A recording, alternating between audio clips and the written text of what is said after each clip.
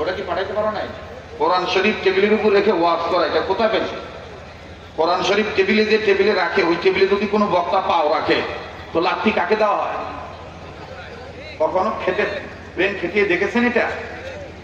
কোরআনের তফসির করেন আর কোরআনের গায়ে লাঠি মারেন, আবার আন্দোলনে ডাক দেন, এত সস্তা?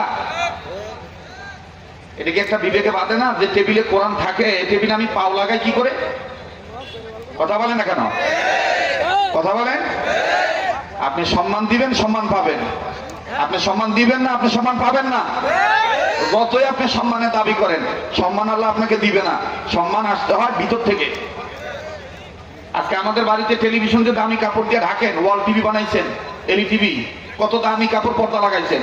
অনেকের বাড়িতে এমনও আছে ইসলামী আন্দোলন করার দাবি করেন, অথচ কোরআন আলমারির উপরে আছে, মাকড়সার জাল বেঁধে আছে, ঘুম ধুলাবালি পরে আছে।